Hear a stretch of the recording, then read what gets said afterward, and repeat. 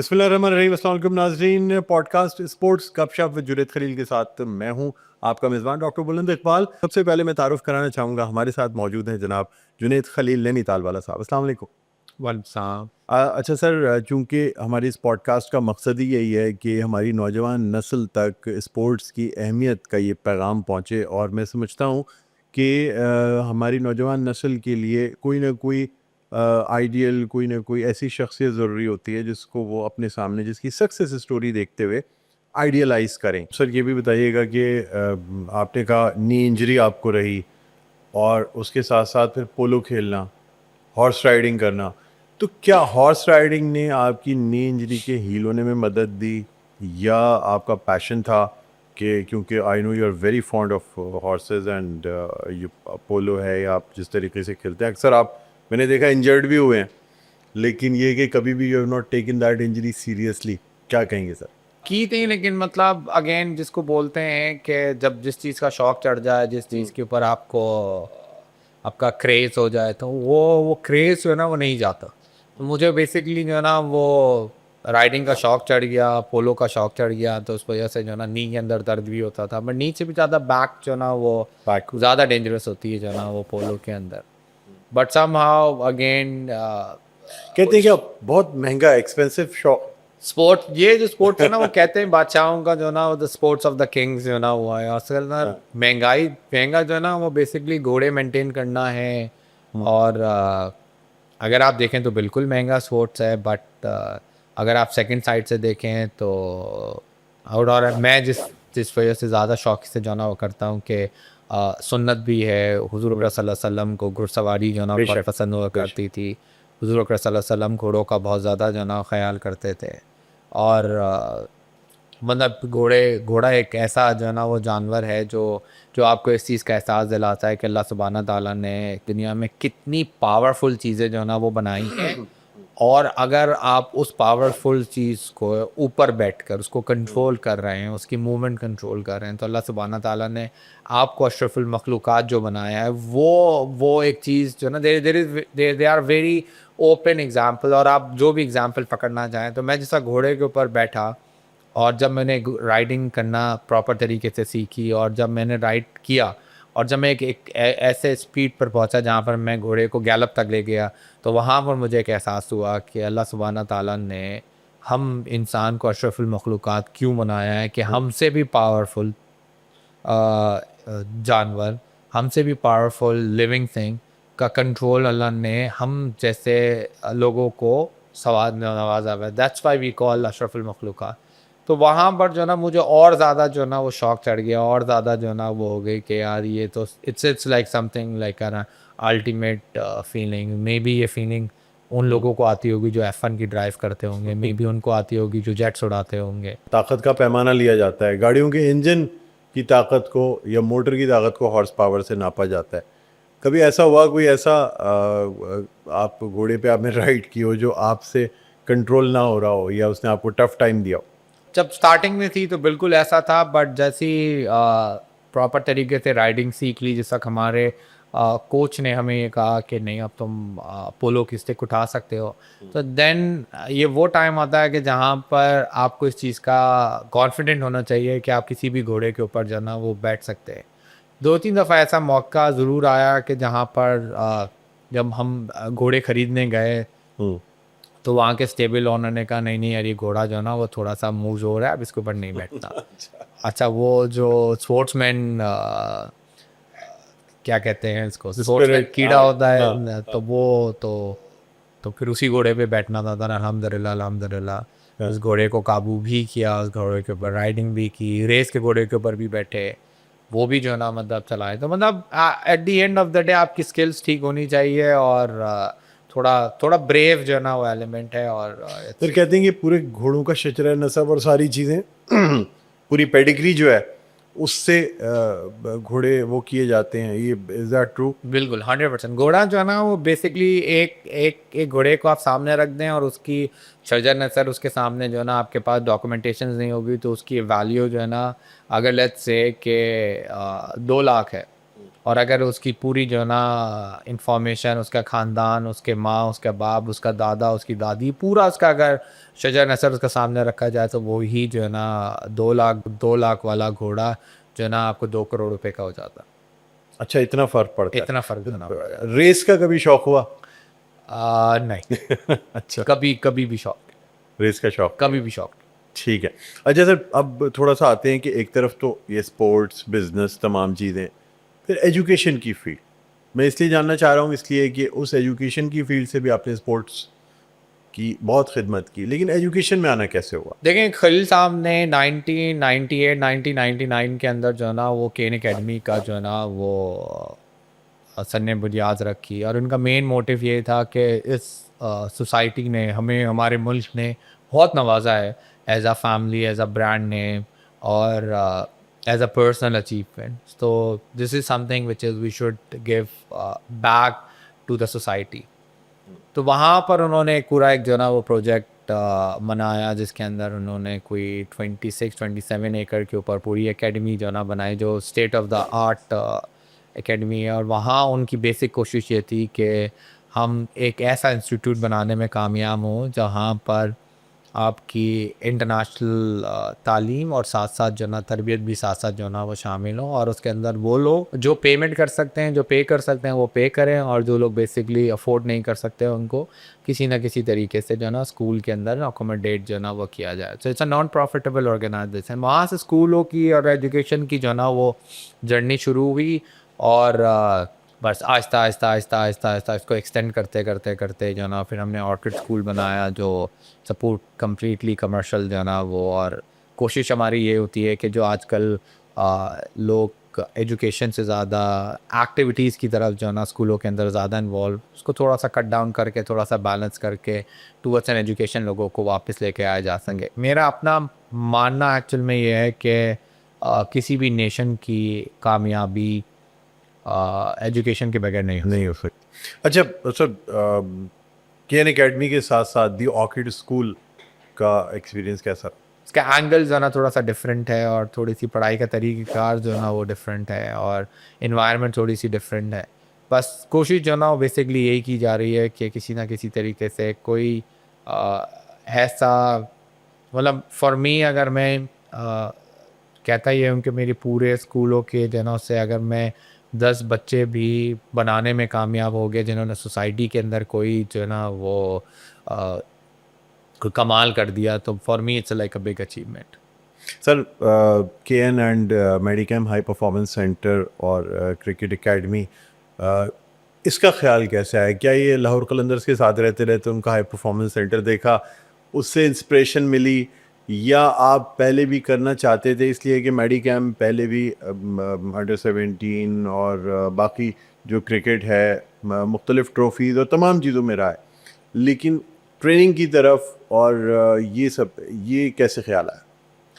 देखिए केन एकेडमी के अंदर तमाम फैसिलिटीज़ मौजूद थी, cricket ground, swimming pool, gym. अब लेबलिंग का जो है ना वो फ़र्क था। तो हमेशा से एक आइडिया तो था कि कुछ ना कुछ जो है ना वो कुछ ऐसा काम किया जाए जिसके अंदर आपके जो बच्चे हैं उनको वो जो फैसिलिटीज़ हैं उसका इस्तेमाल जो है ना प्रॉपर तरीके से हो जाए। तो जो देखें पाकिस्तान के अंदर सबसे बड़ा जो त्यौहार है वो बेसिकली क्रिकेट ही है। मतलब अगर आप रिलीजियसली त्योहारों को छोड़ें, मतलब ईद, बकरीद और इन सारी चीज़ों को, तो उसके बाद जो अगर इकलौती चीज़ आती है जिसके अंदर हम सब पाकिस्तानी होते हैं या हम यूनाइट होते हैं या हम सब मिलकर एंजॉय करते हैं, तो वो आइदर एन इंटरनेशनल सीरीज़ हो गई या फिर जो है ना वो आपका लोकल जो है ना वो टूर्नामेंट्स हो गए।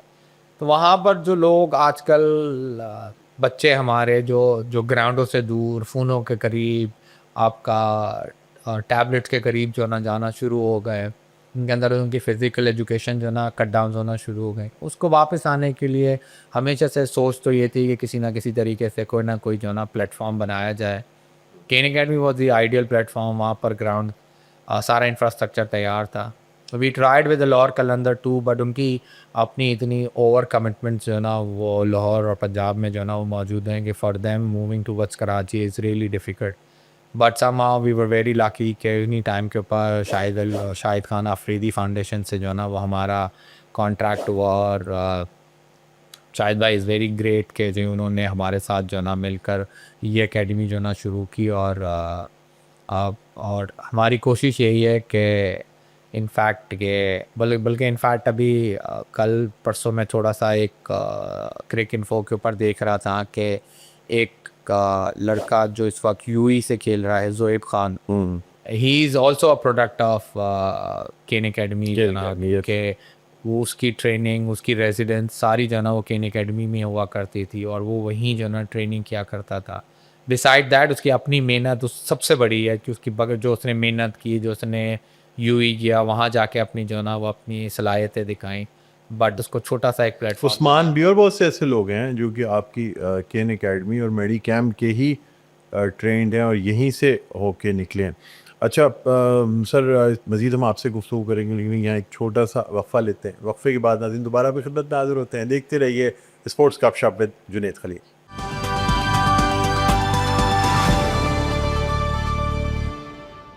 जी नाज़रीन, वेलकम बैक। एक दफ़ा फिर आपको खुशामदीद कहते हैं पॉडकास्ट स्पोर्ट्स गपशप विद जुनैद खलील। इसके साथ मैं हूँ आपका मेज़बान डॉक्टर बुलंद इकबाल। मेरे साथ मौजूद हैं जुनैद खलील साहब। ब्रेक पे जाने से पहले हम बात कर रहे थे स्पोर्ट्स के हवाले से और ख़ास तौर पे एकेडमीज़ के हवाले से। अब जुनैद साहब, आपसे जानना चाहूँगा कि इन तमाम चीज़ों के साथ अब जिस तरीके से क्रिकेट में एक ग्लैमर है, हम PSL देखते हैं, T10 T20 व्हाट नॉट, अभी मतलब सीरीज़ पे सीरीज़ होती जा रही हैं। जिस तरह हम पहले देखते थे कि बाहर के मुल्कों में काउंटीज़ होती थी या बाकी चीज़ें होती थी, लीग्स होती थी, अब ये चीज़ें हमारे यहाँ बड़ी कॉमन हो गई है। सिंध प्रीमियर लीग भी है, कश्मीर प्रीमियर लीग भी है, काफ़ी सारी चीज़ें।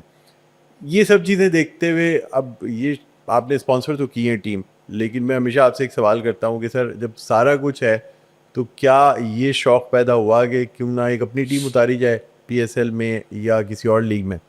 देखिए ग्रेड 2 जिस तक मैंने टीम बनाई और उसके अंदर तकरीबन कोई 8 या 9 साल जो है ना ग्रेड 2 के अंदर हमने टीम चलाई। तो at the end of the day it was not a commercial expect कि जिसके अंदर आदमी किसी किस्म का कोई प्रॉफिट जो ना वो कमा सकता हो। ये वो बेसिकली ये वो शौक होता है जिसके अंदर आपके जेब से जो ना कंटिन्यू पैसे जो ना वो जा ही रहे होते हैं। But unfortunately at the end of the day वो जो पूरा शौक था ना जो ना वो जो एक्सपीरियंस की वजह से जो ना वो ख़त्म हो गया। हैंडलिंग any franchise या any team, it's similar like you are handling a business. It's a complete जो ना वो job and hats off to those people जो basically अपने कारोबार के साथ साथ जो है ना वो ये सारी चीज़ें जो ना वो संभाल रहे हैं। I am very close to Nadeem Umar साहब, कोयटा ग्लैडिएटर के जो ओनर हैं, उनके इनफैक्ट उनके अंडर में हम कराची क्रिकेट एसोसिएशन के अंदर जो ना काम भी कर रहे हैं। जिस तरीके से वो अपना पर्सनल बिजनेस कोयटा ग्लैडिएटर और साथ साथ कराची क्रिकेट की खिदमत कर रहे हैं, मेरे अंदर इतना वो स्टेमिना नहीं है, मेरे अंदर इतनी शायद गट्स नहीं है कि मैं जो ना वो सारी चीज़ें जो ना वो संभाल सकूँ। कभी भी मेरा जो ना अब बिल्कुल शौक नहीं है कि मैं कोई फ्रेंचाइज क्रिकेट के अंदर कोई टीम ओनरशिप लूँ।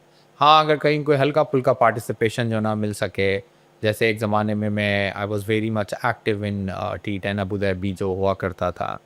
और but at the end of the day for me my personal achievements, my personal goals, मेरा अपना business are more important than anything else कि मैं किसी भी franchise क्रिकेट में जो ना वो एंटर हो। सर, अब जैसे आपने डिफरेंट लीग्स जैसे DSPL है, KCPL है, डिफरेंट लीग्स में तो मेडिकैम की टीम भी परफॉर्म करती रही, आप खुद भी खेलते रहे, लीड करते रहे, तो आप नहीं समझते कि ये एक बहुत अच्छा बिजनेस भी है? आजकल बड़े बड़े बिजनेस टाइकून्स जो हैं वो अपनी अपनी टीमें लेके उतरते हैं और जब तक ये टूर्नामेंट चल रहा होता है तो जितनी उनकी जो तवज्जो है वो इस टूर्नामेंट की तरफ होती है, उतनी किसी तरफ नहीं होती। बिल्कुल, ये जो पूरा मेला जब स्टार्ट होता है 3 महीने जहाँ से आपकी ड्राफ्टिंग शुरू होती है, जब तक उसकी डिलीवरीज जो ना वो ना आए, जब तक आपका टूर्नामेंट शुरू ना हो और टूर्नामेंट ख़त्म ना हो, उस वक्त तक आपका टोटल जो दिमाग है वो अपनी तमाम चीज़ों से हटकर जो ना वो टोटल आपकी जो ना वो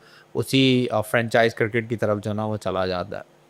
और मेरे पास अपनी इतनी एक्टिविटीज़, अपनी इतनी बिज़नेस कमिटमेंट जो है ना वो मौजूद हैं और इतनी पर्सनल जो है ना वो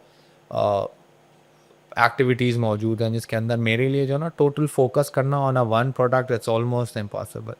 और लोगों की डिमांड भी बहुत है। अगर आप लेट्स से कि you come to the franchise cricket, लोग they always want the best. They जैसा PSL शुरू होता है तो पीपल स्टार्ट क्रिटिसाइजिंग कि लाहौर कलंदर क्यों अच्छा नहीं खेल रहा, या कोयटा क्यों अच्छा खेल रहा है, या फिर जो है ना वो आपका इस्लामाबाद की परफॉर्मेंस क्यों नहीं आ रही। बट पीछे जो उसके ऊपर हार्ड वर्क, जो उसके ऊपर काम, जो उसके कोचेस, जो उसकी टीम सेगमेंटेशन, टीम की मैनेजमेंट होती है, बहुत सारे ऐसे बिसाइड द कैमरास जो ना वो काम हो रहे होते हैं, जो जब भी जो प्रोडक्ट उनके सामने आ रही होती है, जिन लोग उसको जो ना क्रिटिसाइज़ कर रहे होते हैं या अप्रिशिएट कर रहे होते हैं, बट लोगों को वो हार्ड वर्क नहीं पता कि जो बिहाइंड द कैमरास जो चीज़ें चल रही होती हैं। और फॉर मी, मैं ऑलरेडी वो हैंडल भी कर चुका हूँ, but right now I am not in that stage कि मैं किसी फ्रेंचाइज क्रिकेट के अंदर एंटर हूँ। और मे बी जिस वक्त नेक्स्ट जनरेशन हमारे यहाँ काम करने के लिए आए, जब वो अपनी बिजनेस एक्टिविटीज़ के अंदर जो ना वो प्रॉपर तरीके से होल्ड कर सके, तो देन मे बी उस वक्त सोचा जा सकता है, but right now no. Sir जब आपने ओवर 40 ग्लोबल कप का पहला मैच खेला, देखिए सर, यानी ग्राउंड में नेट प्रैक्टिस, लीग के टूर्नामेंट्स की और चीज़ होती है, इंटरनेशनल क्रिकेट कहा जाता है टोटली डिफरेंट है। क्या एक्सपीरियंस या क्या एहसास और जज्बात क्या थे? लेकिन सबसे पहले तो जिस दिन मुझे मौका मिला खेलने का, for me it was a big deal. Match हमारा अगेंस्ट नेपाल था। आई वाज फॉर्चुनेट के team was not that equipped. हमारे साथ उस टीम के अंदर जो ना वो मिसबा भी खेल रहे थे। मैंने ओपनिंग जो है ना वो एक बहुत ही पंजाब के सीजन फर्स्ट क्लास प्लेयर्स हैं रिजवान, उनके साथ जो है ना वो की आई वॉज़ वेरी नर्वस। और रिजवान भाई ने मुझे बहुत जो ना वो सपोर्ट किया, और उन्होंने मतलब आप समझें कि आप 45 ओवर्स खेलने के लिए जा रहे हैं और नेपाल जैसी टीम की तरफ जाना है। नॉर्मली यू स्टार्ट एक्सपेक्टिंग कि पहली बॉल से जो ना वो बैट्समैन आएगा और आने के बाद नेपाल की टीम की ऐसी की तैसी कर देगा, but there was not a case. मुझसे बॉल ही नहीं खेली जा रही थी, बट रिजवान भाई ने आए मुझे, उन्होंने बोला तुम घबराओ नहीं, रन रेट मैं कवर कर लूँगा, टेक योर टाइम। 11वीं 12वीं बॉल के बाद जो ना पहला रन जो ना बना, एंड आई स्टिल रिमेंबर, अगर मैं अपनी आंखें बंद करूँ तो मुझे वो सीन जो ना अभी भी जो ना वो याद आता है कि किस तरीके से मैंने पहला रन बना के अल्लाह का शुक्र अदा किया। क्या अल्हम्दुलिल्लाह। अकाउंट खोलना इतना मुश्किल होता है क्या बहुत बहुत इंटरनेशनल क्रिकेट में? बहुत बहुत मुश्किल होता है। हम मतलब अगेन सेम वही चीज़ कि हम it's very easy to criticise anyone. जिस वक्त हमारे पर अपने पर पड़ती है, हम किस तरीके से आके इसको डिलीवर करें, वो एक मुश्किल जो ना वो काम होता है। बट समहाउ बस आहिस्ता आहिस्ता आहिस्ता आहिस्ता आहिस्ता करके 23-24 रन बना के मैं किसी तरीके से आउट हो गया। Slightly I was very disappointed, but मेरे अंदर हमेशा से एक आदत है कि अल्लाह ने जो मुझे दिया for me was bigger than my expectation. तो मैं जब वो जब आउट हो के आप वापस जा रहे होते हो ड्रेसिंग टेबल की तरफ, तो उस वक्त आदमी डिसअपॉइंट भी होता है, बट मेरी सूरत हाल ये थी कि आई वॉज वेरी हैप्पी, क्योंकि मुझे इस चीज़ का ख्याल आ रहा था कि यार मैं ज़ीरो पे भी तो आउट हो सकता था। तो जो अल्लाह ने मुझे बाउंड्रीज लगाई उसमें? दो चौके भी जो ना वो लगाए, but at the end of the day was a big deal के। उसके बाद कॉन्फिडेंस कितना आ गया पहली इनिंग खेलने के बाद, नेपाल के मैच के बाद? How confident you were? देखिए उसके बाद मौका मिला कनाडा के खिलाफ खेलने का, और वो आई वाज फुली कॉन्फिडेंट, और उसके अंदर वो वाला प्रेशर नहीं कि जो स्कोर बोर्ड प्रेशर होता है, डेब्यू का प्रेशर होता है।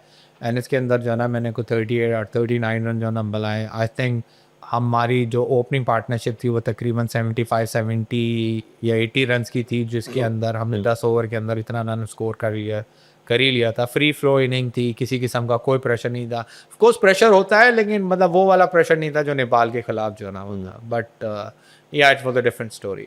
अच्छा, फिर एक मैच में आप मैन ऑफ द मैच भी हुए। अगला मैच मिला मुझे हांगकांग के खिलाफ, और उस टाइम की जो ना सबसे बेस्ट बॉलिंग लाइनअप जो ना हांगकांग और यूएसए की हुआ करती थी, जिस तक हम ग्लोबल खेल रहे थे। और again confidence was sky high, the team management was supporting me, the player was like have a very good relationship with them.